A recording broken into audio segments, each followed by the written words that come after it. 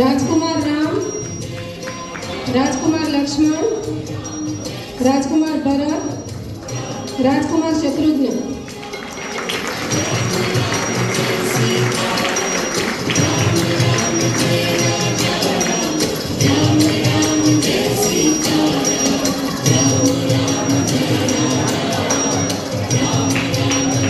महाराजा जनक, महारानी सुनैना, राजकुमारी सीता।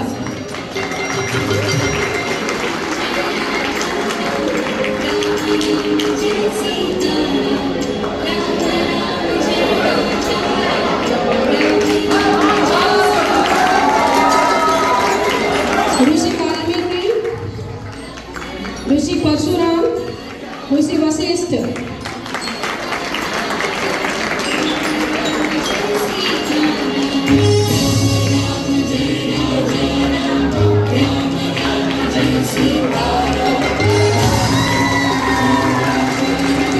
सती अहिल्या અને ધરતી માતા, સબરી અને મંથરા।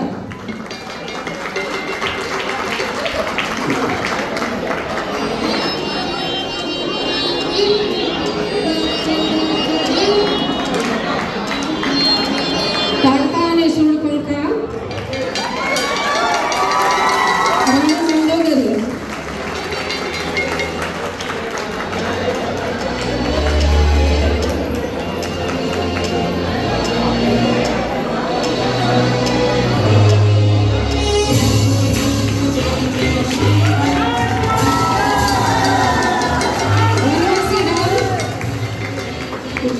वनवासी लक्ष्मण, सीता, राम भक्त हनुमान। बोलो सियावर रामचंद्र की।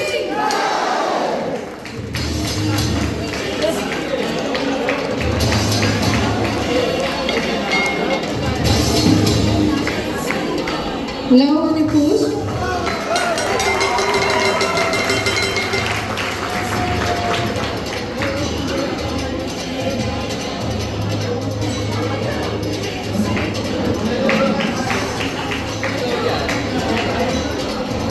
अन्य राजा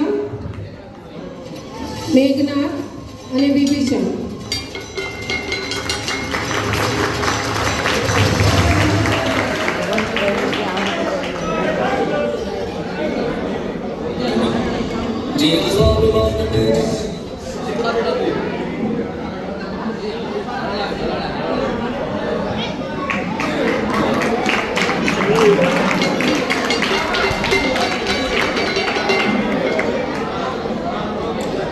हरण, जटायु, जांबुवंत।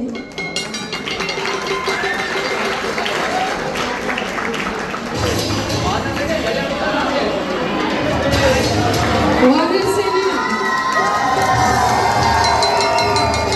जय जय श्री राम।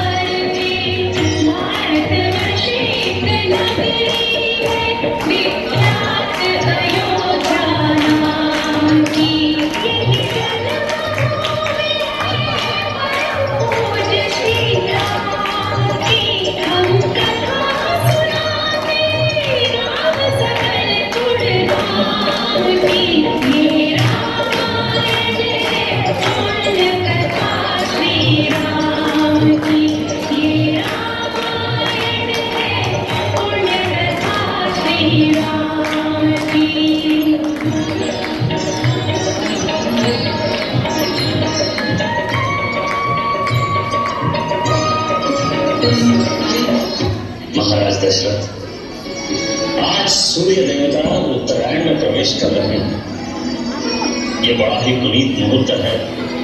इस शुभ मुहूर्त में अपने कुल देवता से जो प्रार्थना करोगे वो अवश्य सफल होगी।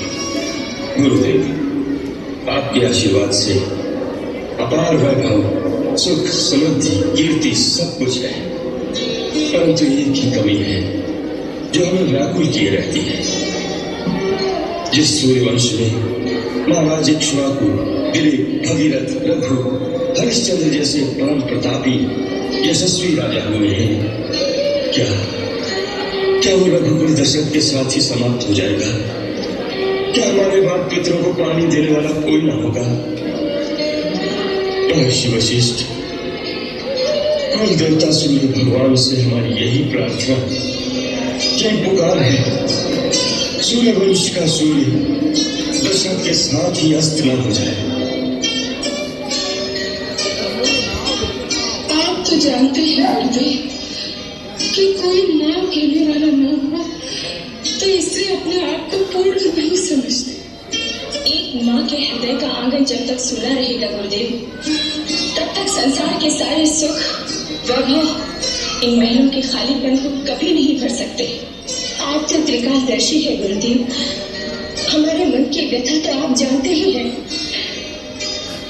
महारानी कौशल्या, देवी कैकेयी, देवी सुमित्रा, आप निराश न हो। सूर्य भगवान आपकी मनोकामना अवश्य पूरी करेंगे, परंतु उसके लिए पुत्र कामेष्टि यज्ञ करना होगा।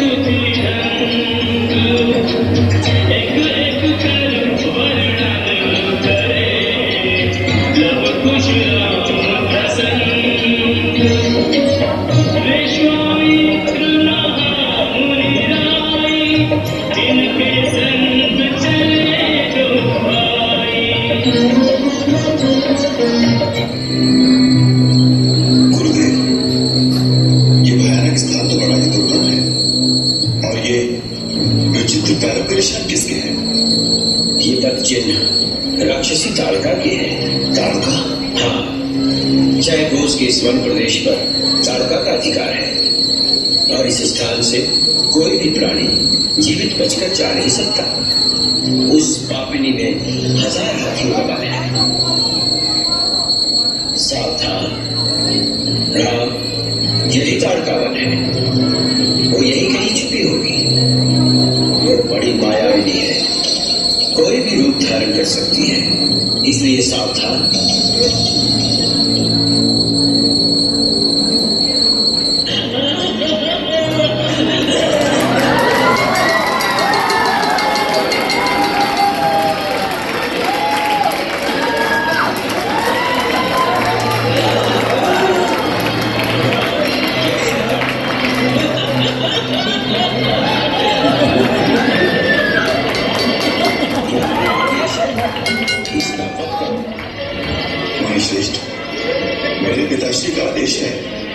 मैं आपकी हर आज्ञा का पालन करूं।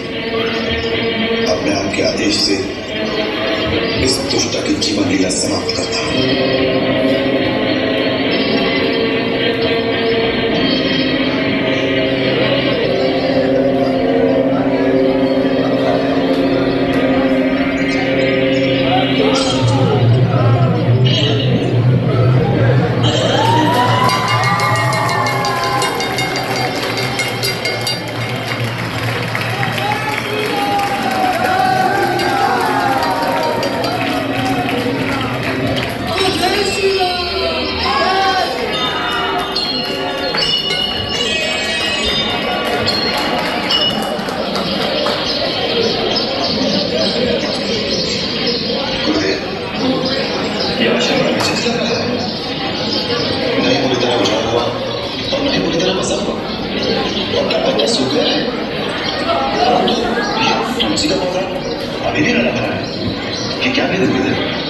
तुमने सच कहा है राम, ये बड़ा विचित्र स्थान है जहाँ गौतम ऋषि के शाप से सब कुछ उजड़ गया है। परंतु एक तुलसी का पौधा अभी तक इसलिए जीवित है क्योंकि एक नारी की आत्मा यहाँ पर वास करती है। एक नारी की आत्मा? हाँ, एक अभागन नारी जिसके साथ एक पुरुष ने छल किया और दूसरे ने उसको दंड दिया। उसी समय से वो शापित नारी इस पत्थर का रूप धरे किसी की आने का रास्ता देख रही है। किसका रास्ता देख रही है गुरुदेव? जो गिरे हुए को उठा सके। राम, किसी पर दोष लगाकर दंड देना तो सभी को आता है, परंतु वो पतित पावन जो किसी गिरे हुए को उठा सके विरला ही होता है। ऐसे महामानव के चरणों को छूने से सारे पाप नष्ट हो जाते हैं। इसलिए इस शिला को अपने पवित्र चरणों से स्पर्श करके एक अभागन का उद्धार करो राम।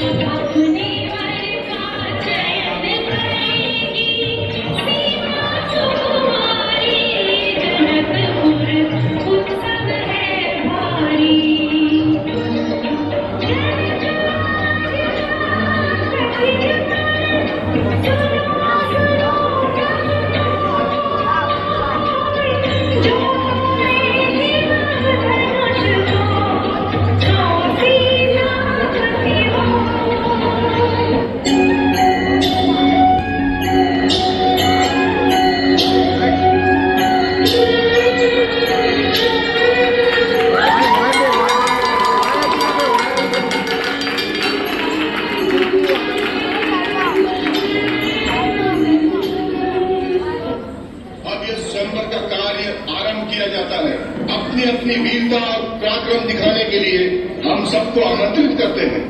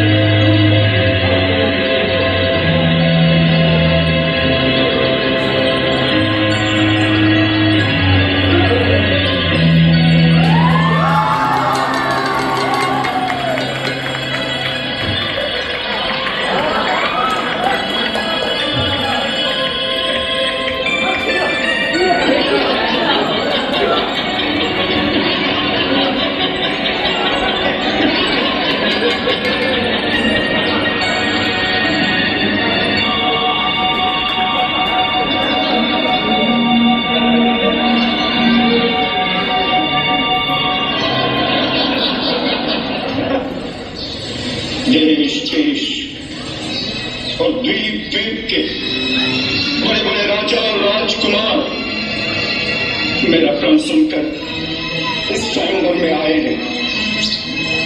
मैं ये भी देख रहा हूं कि इस सभा में न केवल मानव बल्कि कई देव और दानव भी मनुष्य का रूप धर कर आए हैं। परंतु मुझे बड़े दुख से कहना पड़ता है कि अपने आप को परम पराक्रमी गुणातीत शूरवीर कहलाने वाले इन सब लोगों के भीड़ में सच्चा वीर एक भी नहीं निकला।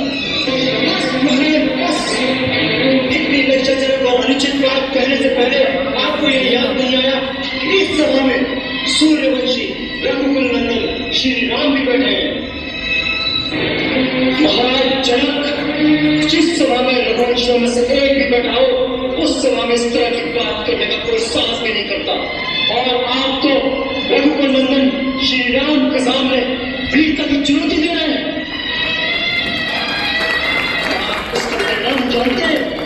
मुझे मेरे भैया के चरणों की सौगंध, अगर मेरे गुरु मुझे आज्ञा दे तो ये मुरारा जी धनुष क्या चीज है, मैं पूरे ब्रह्मांड को गेंद की तरह उछालकर इस तरह रखूं कि इसके टुकड़े टुकड़े हो जाए। लक्ष्मण, मुझे क्षमा कीजिए भैया, मुझसे आपका अपमान नहीं सहा गया। मुझे आज्ञा दीजिए मैं महाराज जनक के अपमानजनक शब्दों का समुचित उत्तर दे सकूं। शांत शांत हो बस, अपने आसन पर विराज।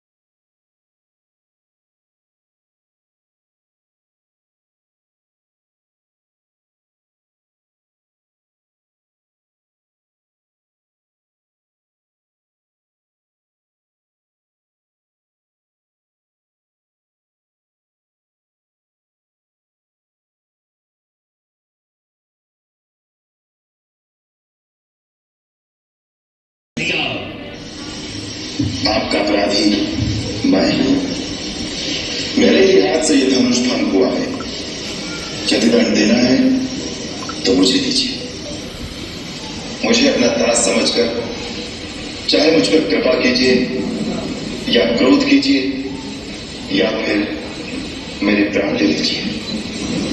जिस प्रकार भी आपका यह क्रोध शांत हो सके मैं वो उपाय करने को तैयार हूं।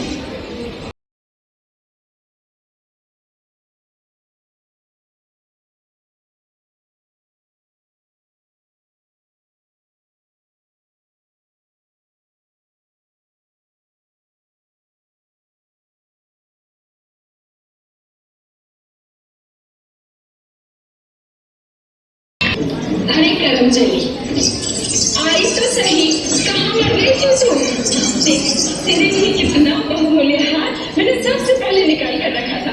ला, मैं स्वयं इसे अपने हाथों तुझे पहना लूं। मेरी मंजरा मैं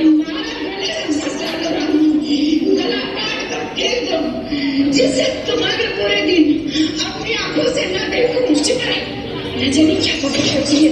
बुरे दिन आए मेरे पैरियों के, सब कुछ अंत से तुम्हारी कुछ नहीं दिखाई देती। मैं तो खुशियों के धागे में डुबकियां लगा रही हूँ। मुझे तो बस एक ही बात दिखाई दे रही है, मेरा राम कब राजा बनेगा, कब अयोध्या के राज्य सिंहासन पर बैठेगा। हाय हाय हाय, फूट गए। चली, तेरा रूप अच्छा नहीं है, कम से कम बातें तो अच्छी किया कर। इसी दुख के बारे कह रही हूँ। मेरा क्या, तेरा पुत्र राजा बने या कौशल्या का, मैं तो रानी बनने वाली नहीं है। पर तू राजा की चहेती रानी बनकर आकर रही है ना, तू दासी बन जाएगी, मेरी तरह दासी। किसमें साहस है मुझे दासी बनाने का? किसकी दासी बनूंगी मैं? अपनी सौत की, वो तुझसे अपने चरण धुलवाएगी। चरण मेरी भोली रानी, तू सौत का विष नहीं जानती। सौत मिट्टी की भी हो, वो भी जहरीली नागत होती है। मेरी तो बुद्धि चकरा गई है मंथरा, मेरा तो सर्वनाश हो गया है। मेरे कुछ समझ में नहीं आ रहा है मैं क्या करूं। इस समय तो तू ही सब कुछ है मंथरा। तेरे से बढ़कर संसार में मेरा कोई दूसरा हितैषी नहीं इस समय। तू जो रास्ता बताएगी मैं उसी रास्ते पे चलूंगी। रास्ता भी वही बता, और कौन बताएगा? तो सुन, महाराज के तुम्हारे पास 2 वर बाकी हैं। वो 2 वरदान मांगने का समय आ गया है, जिससे अपना काम बन जाएगा। अच्छा, तुम्हारी पहली मांग रहेगी राम की जगह भरत का राज देना। वाह मंथरा वाह, तेरे मुंह में घी शक्कर। और दूसरे में राम को 14 वर्ष का वनवास।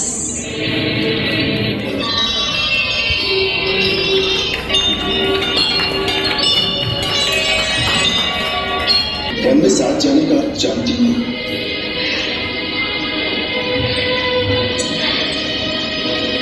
मेरे लिए आपका साथ ही सब कुछ है, फिर अर्थ और अंदर जाने की ये क्या आवश्यकता? तुम्हें अनुमान नहीं है सीधे, मुलायम मखमल के नीचे जो पैर कभी नहीं पड़े, वो दुर्गम वन के कांटे कंकर से भरे रास्ते पर कैसे चल सकेंगे?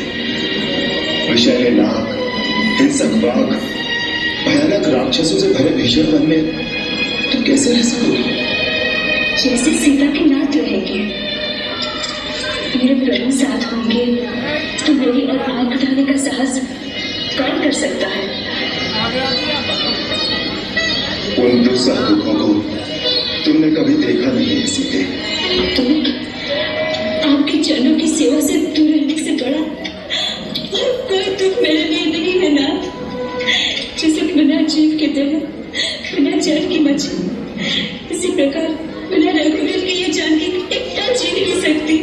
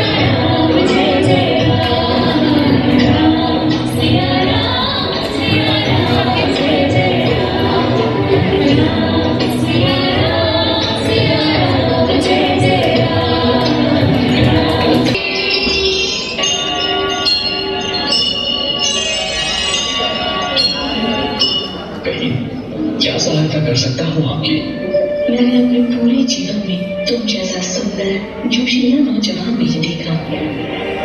यदि मेरी एक मांग पूरी कर दो तो मेरी खुशी की सीमा देवलोक से भी पार हो जाए। क्या उसे पूरी कर सकते हो? यदि मेरे बस में है तो अवश्य, मांगिए।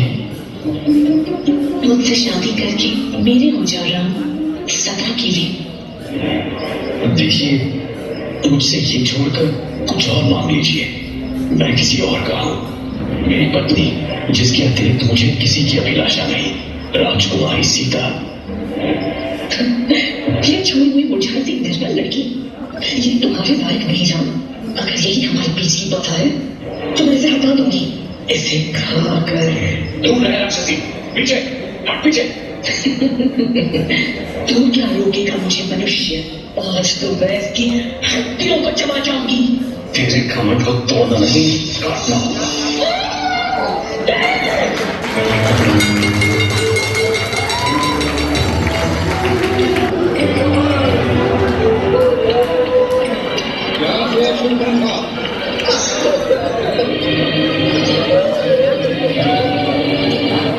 तुम्हारी नाक पर ये घाव कैसे? ये घाव नहीं है, तलवार से प्रहार किया गया है।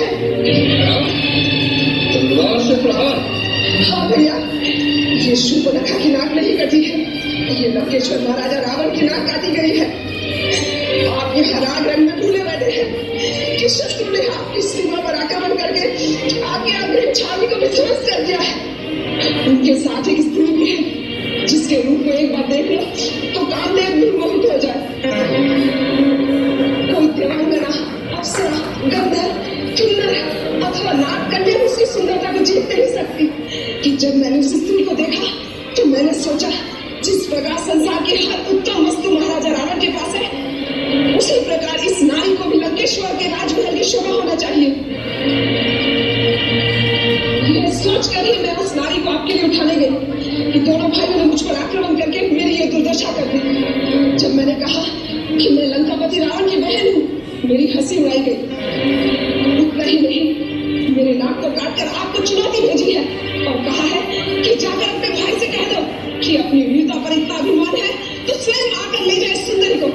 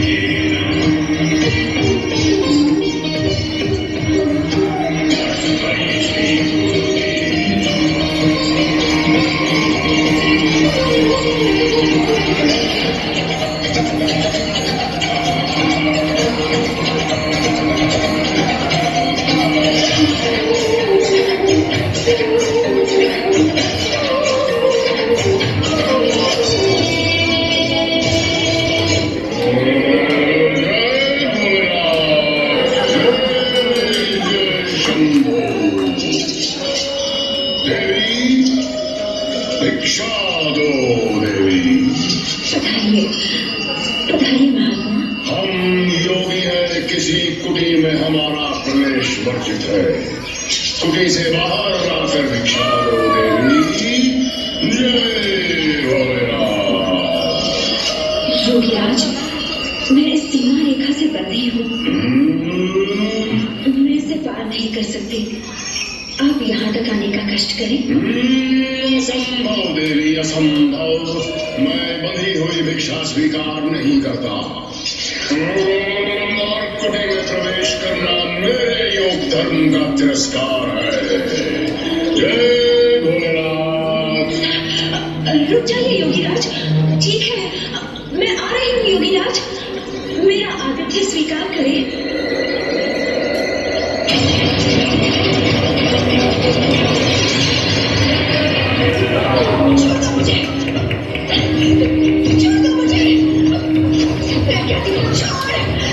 चिल्लाओ, जी भर के चिल्लाओ।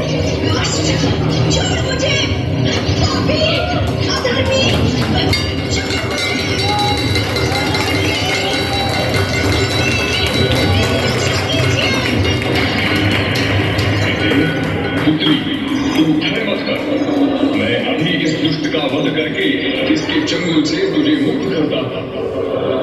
दुष्ट रावण, तेरा काल आ गया है। ले दशरथ, संभाल अपने आप को। बूढ़े खेत युद्ध कला की परीक्षा लेना चाहता है। ये ले दशरथ का प्रहार। श्री राम, श्री राम।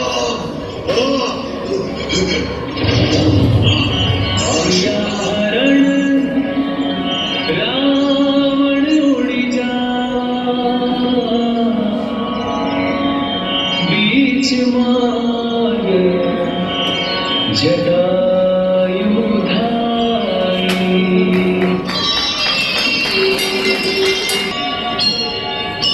सहसा बड़े अशुभ अपशकुन हो रहे हैं नाथ।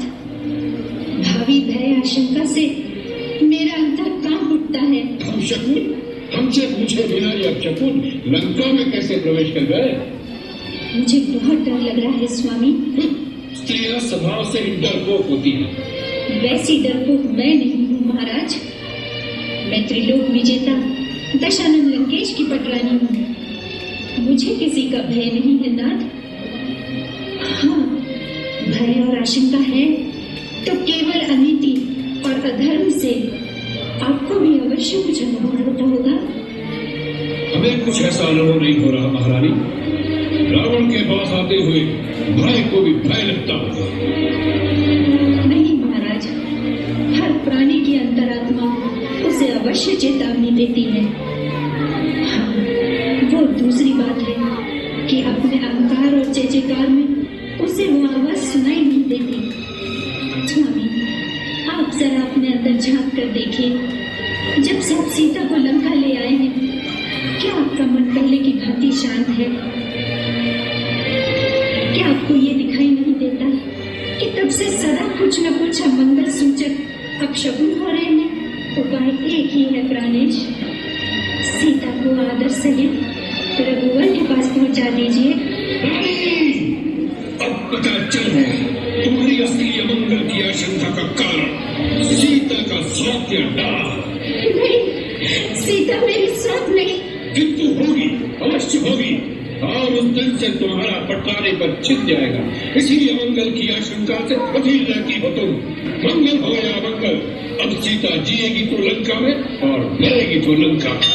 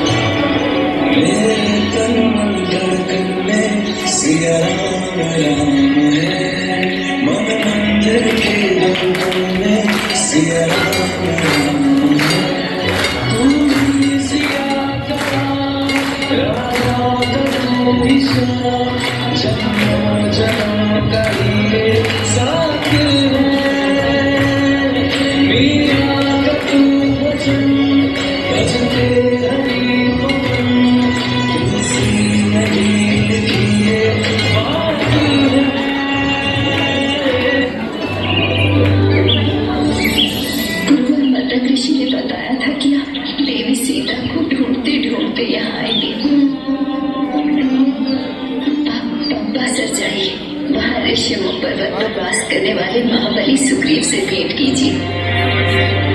सुग्रीव जी आपकी अवश्य सहायता करेंगे। विवाह आंजनेय हनुमान के साथ रहते हैं।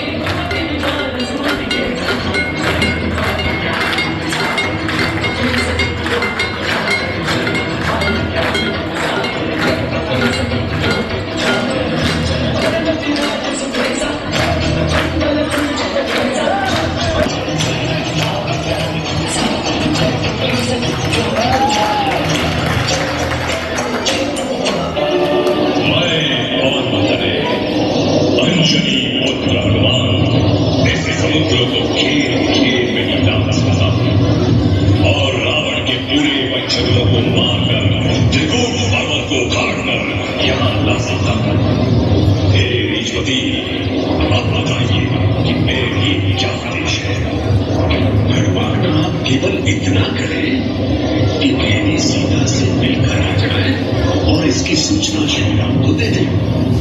इसके बाद प्रभु श्री राम का जो आदेश होगा हम सब उसका पालन करेंगे। ठीक है, तो मैं अब आपके आदेश से इस 100 योजन समुद्र को प्रभु श्री राम की कृपा से लाने जा रहा हूं। जय श्री राम।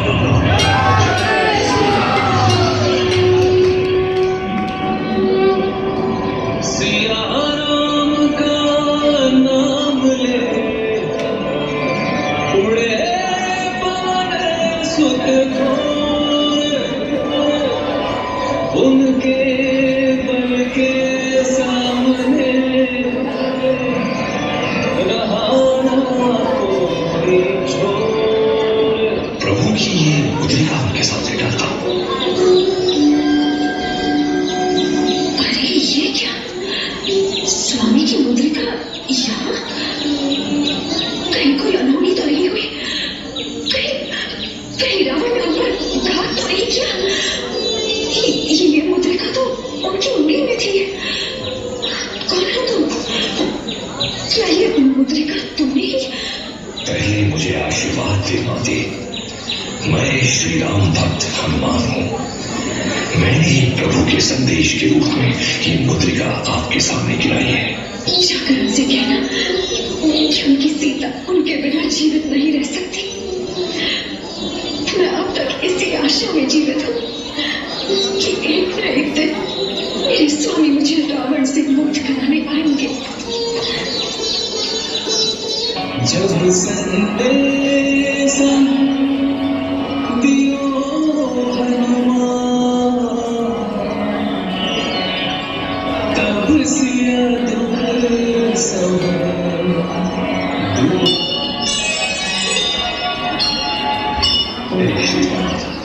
प्रभु, माते जानकी रावण की अशोक वाटिका में है। आपके बिना वे निश्चित ही कष्ट में है।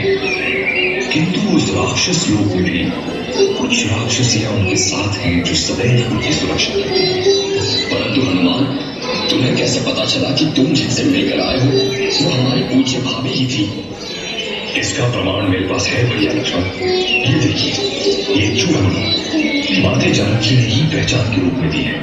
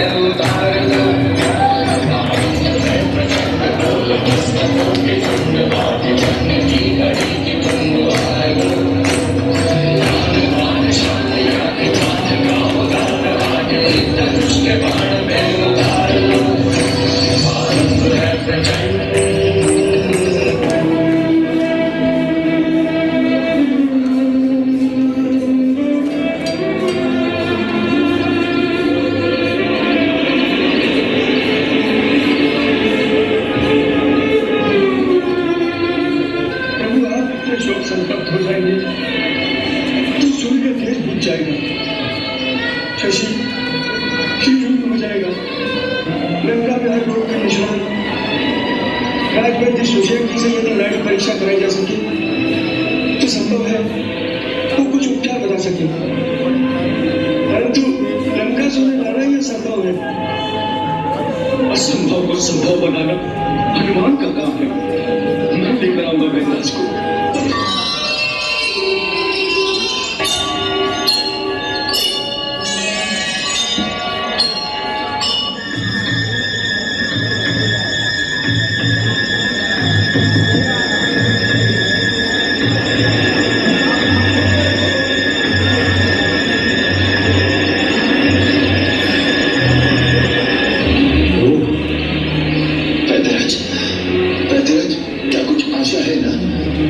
आयुर्वेद अंतिम सांस तक आस नहीं छोड़ता शिवराम। हृदय पर गहरा घात है, श्वास नलिका भी अवरुद्ध होती जा रही है। तो क्या होगा? मेरी वनस्पतियों और जड़ी बूटियों में ऐसी जड़ी बूटी नहीं है जिससे इनका उपचार कर सके। रघुवीर, अधीर होने से रोगी की पीड़ा दूर नहीं होगी।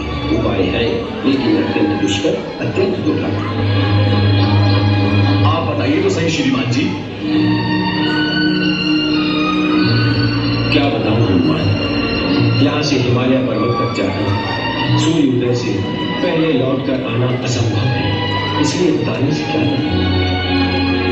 वैद्यराज, मैं अपने प्रभु के लिए हिमालय तो क्या, कहिए तो ब्रह्मलोक की प्रदक्षिणा करके भी रात रात में लौट आऊं। आप वो दुष्कार्य बताइए तो सही। यदि इतना साहस है तो सुन। कैलाश और ऋषभ पर्वत के बीच दैवीय औषधियों का एक महापर्वत है। वहाँ 4 महाऔषधियां ऐसी मिलेंगी जिनमें एक दिव्य प्रकाश की आभा चारों दिशाओं को प्रकाशमान करती रहती है। इसी दिव्य औषधि की इस समय आवश्यकता है, परंतु लक्ष्मण के पास केवल 1 रात का समय है, इसलिए यह कार्य सूर्य उदय से पहले हो जाना चाहिए। तभी इस उपचार का लाभ हो सकता है, अन्यथा लक्ष्मण के प्राण बचाना असंभव है।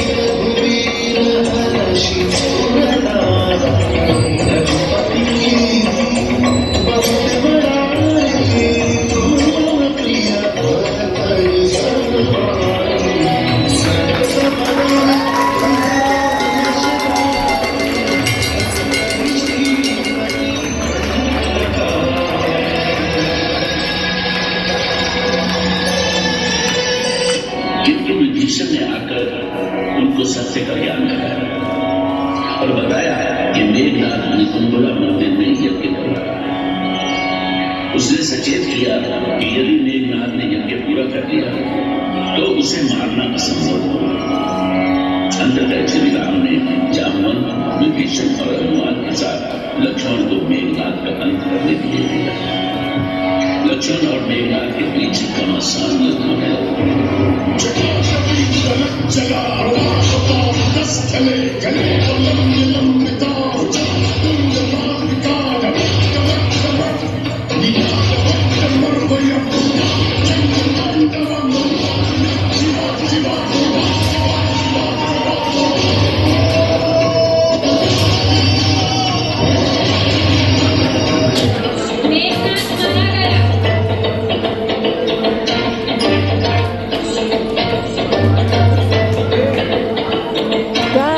Yeah.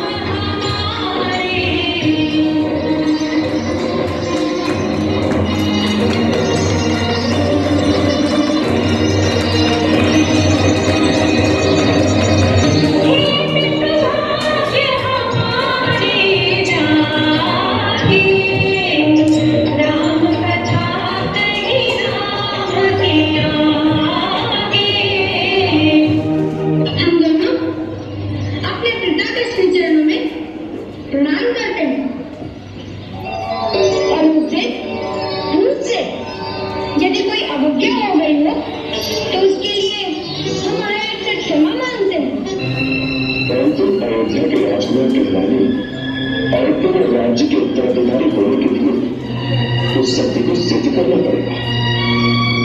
प्रजा इसका प्रमाण पूछेगी और वो प्रमाण तुम्हारी माता जी दे सकती है। राज सिंहासन की उच्च मर्यादा स्थापित रखने के लिए यह उचित है कि वह महर्षि वाल्मीकि की अनुमति से कल इस सभा में आकर सारे जन समुदाय के सामने अपनी शुद्धता की शपथ लें, जिससे ये मुद्दा विवाद सभा के लिए समाप्त हो जाए और हम राज सिंहासन पर उन्हें सम्मानपूर्वक बिठा सकें।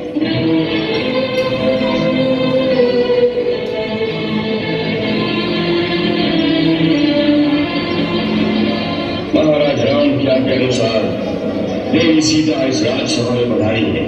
अब आप इसे आज्ञा दें तो वो अपनी पवित्रता की शपथ ले।